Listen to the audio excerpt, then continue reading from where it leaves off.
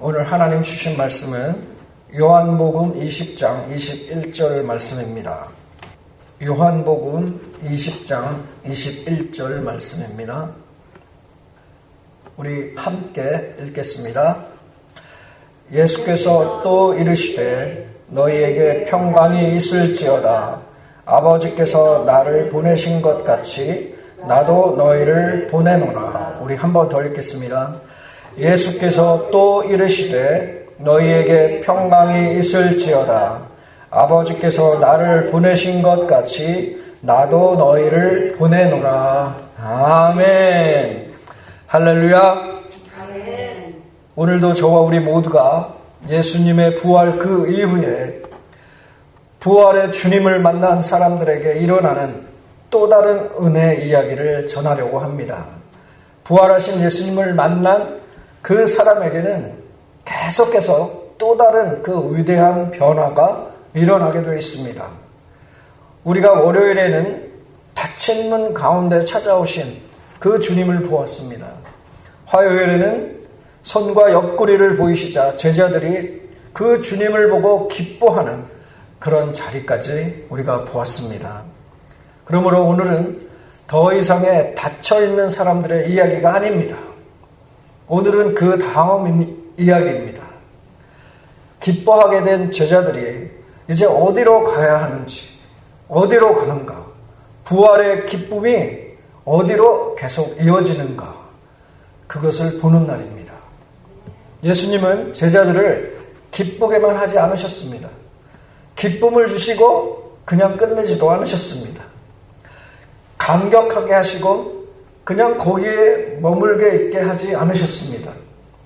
예수님께서는 그 기쁨을 이 제자들에게 사명으로 연결을 시켜주십니다.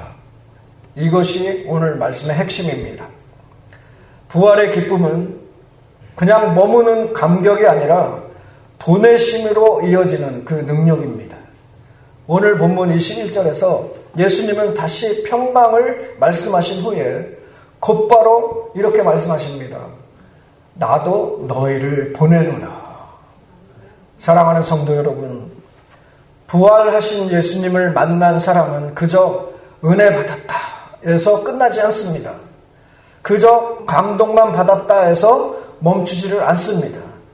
그 받았던 은혜와 감동을 넘어서 보냄을 받은 사람으로 살아가게 되는 것입니다. 오늘 이 저녁에 주님을 만난 그 기쁨이 내 안에만 머물지 않고 다시 사명의 자리로 이어지는 그 은혜가 저와 우리 모두에게 있게 되기를 예수 그리스도의 이름으로 축복합니다. 아멘. 오늘 본문 21절 상반절에서 이렇게 말씀합니다. 예수께서 또 이르시되 너희에게 평강이 있을지어다 말씀합니다. 여기서 또라는 이 말이 중요합니다. 예수님께서 이미 앞에서 평강을 말씀하셨습니다. 그런데 왜 또 말씀을 하셨을까요? 이 두 번째 평강은 단순한 그런 반복이 아닙니다. 이제는 기뻐하게 된 그 제자들을 사명의 자리로 세우기 위한 평강입니다. 우리가 어제 나누었던 20절 말씀의 그 마지막 부분을 보면 제자들이 주를 보고 기뻐하더라 라는 말씀이 있습니다. 그런데 그 기쁨만으로는 충분하지가 않습니다. 기쁨은 뜨거울 수 있지만 오래가지 못할 수도 있습니다. 감격은 우리가 클 수 있지만 그 방향이 없으면 흩어질 수 있습니다. 그래서 예수님은 기뻐하는 그 제자들에게 다시 평강을 주십니다. 이 평강은 기쁨을 사명으로 연결시키는 그 평강입니다. 감격을 순종으로 붙들어주는 그 평강을 말씀하는 것입니다. 예수님은 이미 이렇게 약속을 하셨습니다. 요한복음 14장 27절에 평안을 너희에게 끼치노니 곧 나의 평안을 너희에게 주노라. 내가 너희에게 주는 것은 세상이 주는 것과 같지 아니하리라. 너희는 마음에 근심하지도 말고 두려워하지도 말라 말씀하십니다. 예수님의 평강은 단지 마음의 그 편한 상태를 말하는 것이 아닙니다. 주님의 평강은 우리를 주님의 뜻 안에 머물게 하는 그 뜻입니다. 머물게 하는 그 힘입니다. 세상에 흔들리지 않게 하고 또 감정에 휩쓸리지 않게 하고 보내심을 감당하게 하는 그 능력입니다. 사도 바울도 이렇게 말씀합니다. 빌립보서 4장 7절에 그리하면 모든 지각에 뛰어난 하나님의 평강이 그리스도 예수 안에서 너희 마음과 생각을 지키시리라 말씀했습니다. 하나님의 평강은 마음과 생각을 지키는 그 평강입니다. 믿으십니까? 그래서 보내심을 받을 때에 꼭 필요합니다. 사명을 감당할 때 꼭 필요합니다. 여기서 우리가 두 제자를 떠올릴 수 있습니다. 엠마오로 가는 두 제자를 우리가 기억합니다. 그들은 낙심 가운데 길을 걷고 있었습니다. 누가복음 24장 32절에 보면 이들의 마음이 부활하신 예수님을 만나자 마음이 막 뜨거워졌습니다. 그들이 서로 말하되 길에서 우리에게 말씀하시고 우리에게 성경을 풀어주실 때에 우리 속에서 마음이 뜨겁지 아니하더냐 말씀합니다. 뜨겁지 아니하더냐. 그런데 그 뜨거움이 감정으로만 끝났습니까? 아니죠. 이들의 마음이 막 뜨거웠을 때 그들은 곧바로 예루살렘으로 돌아가서 그 다른 제자들에게 그 소식을 전합니다. 부활하신 예수님과의 그 만남이 그들을 다시 움직이게 만들었던 것입니다. 주님이 주시는 은혜는 교회 안에서만 뜨겁고 끝나는 그 은혜가 아닙니다. 부활의 기쁨은 내 안에만 담아두는 감동이 아닙니다. 그 기쁨을 붙드는 그 평강이 있을 때 사람들은 다시 서게 됩니다. 저와 우리 모두는 다시 서게 되는 것입니다. 다시 가게 됩니다. 다시 우리의 입으로 선포하게 되는 것입니다. 오늘 이 시간에 우리가 주님께서 저와 우리 모두에게 이러한 평강을 주시기를 축복합니다. 그래서 이런 고백이 있기를 원합니다. 주님, 은혜를 받았는데 흔들리지 않게 하여 주옵소서. 기쁨은 있는데 방향 없는 사람이 되지 않게 하여 주옵소서. 부활의 기쁨을 붙드는 그 평강을 주셔서 주님의 뜻 앞에서 바로 서게 하여 주옵소서. 이러한 고백. 예수님은 평강을 말씀하신 후에 곧바로 선포하십니다. 오늘 본문 하반절 말씀입니다. 아버지께서 나를 보내신 것 같이 나도 너희를 보내노라 말씀합니다. 이 말씀이 오늘 본문의 중심입니다. 예수님께서는 제자들을 기쁘게 하시고 그냥 끝내지 않으셨습니다. 부활의 은혜를 맛보게 하시고 그냥 끝내지 않으셨습니다. 주님을 보고 기뻐한 사람들을 다시 보내셨습니다. 사랑하는 성도 여러분, 부활의 은혜는 사람을 안으로만 붙잡아 두지 않습니다. 밖으로 나아가게 합니다. 누군가를 향하게 만듭니다. 우리의 시선이 예수님이 가는 그 시선으로 가게 만듭니다. 우리의 마음이 하나님께서 가고자 하는 그 방향의 마음으로 같이 가게 만들어줍니다. 한 영혼에게 저와 우리 모두의 마음이 예수님이 향했던 그 마음처럼 향하게 되는 것입니다.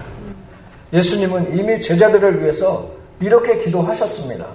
요한복음 17장 18절에 보면 아버지께서 나를 세상에 보내신 것 같이 나도 그들을 세상에 보내었고 말씀합니다.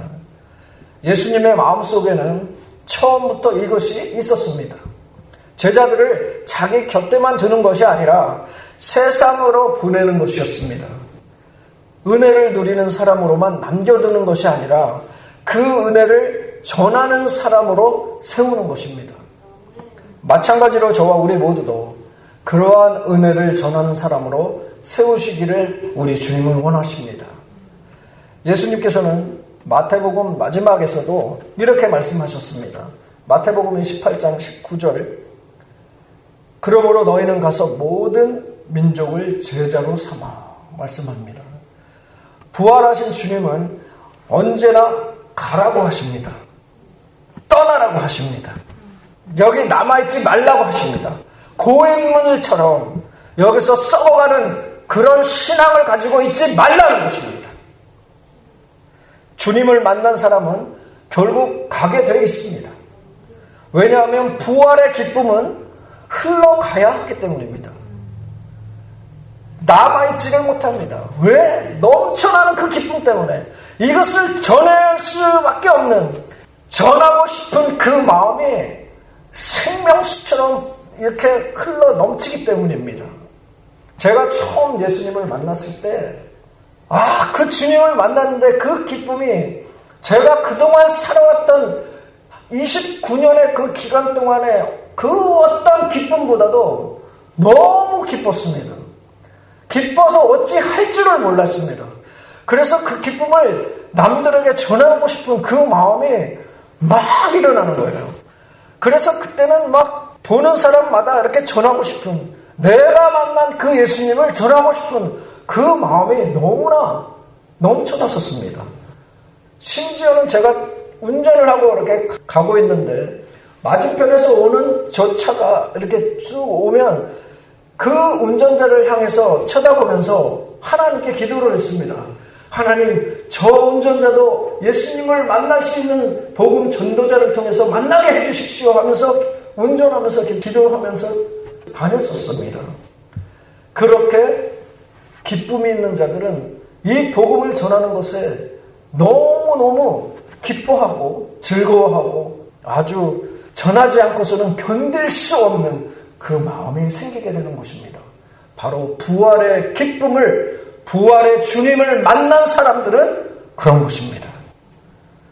그래서 저와 우리 모두가 매일 전하는 것 아닙니까? 할렐루야. 여기서 우리가 또 한 인물을 떠올리면 막달라 마리아가 있습니다. 막달라 마리아는, 그녀는 부활하신 예수님을 만났습니다. 그리고 예수님은 곧바로 그녀에게 말씀하십니다. 요한복음 20장 17절에 보면 내 형제들에게 가서 이르되, 그리고 18절에 이렇게 말씀합니다. 요한복음 20장 18절에 막달라 마리아가 가서 제자들에게 내가 주를 보았다 하고, 참 놀랐습니다. 막달라 마리아는 부활하신 주님을 만난 후 그 자리에 서서 그저 감격만 하고 감동만 받고 있지 않았습니다. 그 자리를 바로 떠나갔습니다. 그리고 전했습니다. 내가 주님을 만났다. 사마리아 여인 됐죠. 요한복음 4장에 나오는 사마리아는 주님을 만난 다음에 바로 자신이 들어가면 창피한, 부끄러워서 사람들을 만나기조차 싫어했던 그 사마리아 여인이 자신이 가장 소중하게 여겼던 그 물동이를 다 버려두고 그것보다도 더 소중했던 예수님을 만난 다음에 마을로 뛰어들어가 그 사람들에게 예수님을 전합니다. 그 자리를 떠나갔습니다. 바로 예수님을 전합니다. 이것이 부활의 감격을 아는 사람들의 흐름입니다. 주님을 만납니다. 기뻐합니다. 그리고 보냄을 받습니다. 오늘 저와 우리 모두도 마찬가지입니다. 예배를 통해서 주님을 만났다면 그 기쁨은 내 마음의 위로로만 끝나면 안 됩니다. 가정으로 가야 합니다. 이웃에게 가야 합니다. 교회 안에서 섬김으로 이어져야 합니다. 복음이 필요한 그 한 사람, 그 불쌍한 영혼에게 가야 하는 것입니다. 그대로 이어져야 하는 것입니다. 오늘 주님은 저와 우리 모두에게 묻고 계십니다. 너는 부활의 기쁨을 너 안에만 붙들고 있을 것이냐?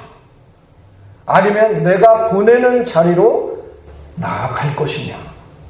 물어보십니다.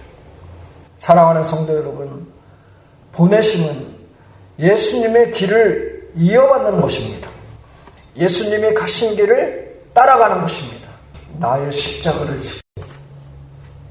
예수님은 그냥 보낸다라고 말하지 않으십니다. 이렇게 말씀하십니다. 아버지께서 나를 보내신 것 같이, 아버지께서 나를 보내신 것 같이. 이 말씀이 아주 깊습니다. 우리를 보내시는 방식이 그냥 막연한 파송식이 아니라 예수님의 보내심을 본받는 그 보내심이라는 뜻입니다. 그러면 예수님께서는 어떻게 보내심을 받으셨습니까? 예수님은 자기를 드러내기 위해서 오시지 않으셨습니다. 편안함을 누리기 위해서 이 땅에 오시지 않았습니다. 사람들에게 인정받기 위해서 오시지 않았습니다. 예수님은 하나님 아버지의 뜻을 이루기 위해서 이 땅에 오신 것입니다. 성경은 이렇게 말합니다. 요한복음 3장 17절에 하나님이 그 아들을 세상에 보내신 것은 세상을 심판하려 하심이 아니요 그로 말미암아 세상의 구원을 받게 하려 하심이라 말씀하십니다. 또 예수님은 이렇게 말씀하셨습니다. 누가복음 19장 10절에 인자가 온 것은 잃어버린 자를 찾아 구원하려 함이니라 말씀하셨습니다. 예수님의 보내심은 분명했습니다. 살리기 위해서 오셨습니다. 찾기 위해서 오셨습니다. 회복시키기 위해서 오셨습니다. 생명을 주기 위해서 오셨습니다. 할렐루야. 그러므로 우리도 보냄받은 자로 살아갈 때에 그 방향이 분명합니다. 나를 드러내기 위해서 가는 것이 아닙니다. 내 이름을 남기기 위해서 우리가 가는 것이 아닙니다. 내가 편안한 자리만 찾기 위해서 가는 것이 아닙니다. 우리 예수님처럼 한 영혼을 살리는 그 방향으로 살아가는 것입니다. 사도 바울은 이렇게 말합니다. 고린도후서 5장 20절에 그러므로 우리가 그리스도를 대신하여 사신이 되어 말씀합니다. 우리는 그냥 구경꾼이 아닙니다. 관람객이 아닙니다. 부활의 주님을 만난 저와 우리 모두는 그냥 보고 있는 구경꾼이 아닙니다. 사신입니다. 보냄을 받은 자들입니다. 믿으십니까? 또 바울 자신도 그렇게 부르심을 받았습니다. 사도행전 9장 15절에 보면 이 사람은 내 이름을 이방인과 임금들과 이스라엘 자손들에게 전하기 위하여 택한 나의 그릇이라 말씀합니다. 저와 우리 모두도 마찬가지입니다. 이방인들에게, 불쌍한 한 영혼들에게 보내기 위해서 택한 나의 그릇이라 말씀하십니다. 주님을 만난 사람은 그 자리에만 머무르지 않았습니다. 그는 보내심 받은 그릇이 되었습니다. 여기서 짧게 우리가 한국 그 초기 선교사들을 떠올릴 수 있습니다. 잘 아는 그 언더우드 선교사님과 아펜셀러 선교사님, 이 두 분이 낯선 조선 땅 우리 한국을 올 때에 편안하게 사시려고 온 것이 아닙니다. 우리 한국 사람들에게, 조선인들에게 인정받으려고 오신 것이 아닙니다. 주님이 보내신다는 그 믿음 하나로 온 것입니다. 그리고 하나님은 그 보냄받은 순종을 통해 한국 교회의 역사를 열어가셨습니다. 사랑하는 성도 여러분, 보냄받은 자의 삶은 거창한 것 같지만 그렇게 거창한 것이 아닙니다. 그렇게 말하지 않습니다. 한 사람에게 복음을 전하는 것, 낙심한 사람을 위해 기도하는 것, 가정에서 예수님의 향기를 드러내는 것, 가정에서 예수님의 향기를 드러내는 것입니다. 어느 가정에 보면 자꾸 막 자기를 드러내려고 가정이 파탄까지 가게 만드는 그런 경우를 보게 되는데 그것이 아닙니다. 또 어떤 분들은 교회 생활을 열심히 하는데 가정은 완전히 내팽개치고 사는 그런 분들이 계시는데 절대로 그거는 부활의 주님을 만난 사람들의 행동이 아닙니다. 그런 모습이 아닙니다. 교회에서 맡겨진 자리에 충성하는 것, 내 일터에서 그리스도의 사람답게 사는 것, 이 모든 것이 보냄을 받은 그 삶입니다. 저와 우리 모두의 삶이 그러한 삶이 되어야 될 줄로 믿습니다. 그러므로 오늘 우리의 질문은 바뀌어야 합니다. 주님, 내가 무엇을 얻을 수 있습니까?가 아니라 주님, 왜 나를 이 자리에 보내셨습니까? 주님, 왜 나를 이 자리에 보내셨습니까? 이 질문으로 바뀌어야 합니다. 사랑하는 성도 여러분, 부활하신 예수님은 제자들을 기쁘게만 하지 않으셨다고 계속 제가 반복해서 말씀을 드립니다. 그 기쁨을 사명으로 바꾸셨습니다. 감격을 보내심으로 바꾸셨습니다. 은혜를 순종으로 이어지게 하셨습니다. 이것이 부활 이후에 일어난 또 하나의 위대한 변화입니다. 주를 보고 기뻐한 제자들이 이제는 주님께 보내심을 받은 자로서 서게 된 것입니다. 그러므로 오늘 이 시간에 저와 우리 모두도 주님을 보고 기뻐하는 데서 그저 멈추지 않기를 바랍니다. 부활의 기쁨을 받은 사람답게, 부활의 기쁨을 받은 사람답게 주님의 평강 안에서 주님이 보내시는 자리로 나아가기를 원합니다. 저와 우리 모두를 다시 가정으로 보내십니다. 다시 일터로 보내십니다. 다시 이웃에게 보내십니다. 다시 교회로 보내십니다. 다시 사역의 자리로 보내십니다. 다시 복음이 필요한 그 한 영혼들에게 보내십니다. 오늘 주님은 말씀합니다. 나도 너희를 보내노라. 나도 너희를 보내노라.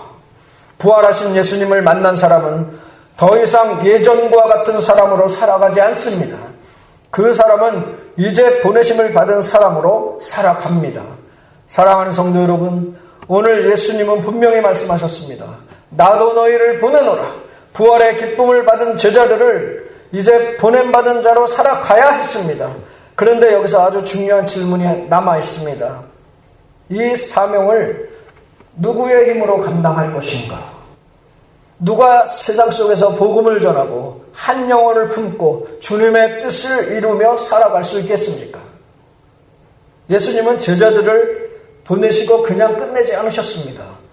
주님은 보내심만 말씀하지 않으시고 이제 너희가 알아서 해라 라고 하지 않으셨습니다. 그래서 내일 본문에서, 내일 우리가 나눌 본문인데 내일 본문에서 예수님께서는 그 제자들을 향하여 숨을 내쉬며 말씀하십니다. 성령을 받으라. 성령을 받으라. 보내심에는 반드시 능력이 필요합니다. 사명에는 반드시 성령님이 필요합니다. 그리고 그 성령을 주시는 이유는 제자들이 단지 열심히 사는 사람들이 되게 하려는 것이 아닙니다. 바로 죄사함의 복음을 맡은 사람들로 세우기 위함입니다. 그러므로 오늘은 보내심의 날이라면 내일은 그 보내심을 감당할 능력의 날입니다. 오늘은 사명의 선언이라면 내일은 성령과 복음의 내용이 주어지는 날입니다. 그러니 사랑하는 성도 여러분, 오늘 이 저녁에 이 시간에 우리는 이렇게 기도하기를 원합니다. 주님, 보냄을 받은 자로 살게 하여 주옵소서. 그리고 그 보내심을 내 힘이 아니라 성령의 능력으로 감당하게 하여 주옵소서. 내 삶이 죄사함의 복음을 전하는 그 통로가 되게 하여 주옵소서 기도하는 것입니다. 이 시간 이 마음을 가지고 이 간절한 마음으로 우리 모두 주님께 기도할 때에 우리 주님께서 그렇게 기도할 수 있는 능력을 저와 우리 모두에게 주시기를 예수 그리스도의 이름으로 축원합니다.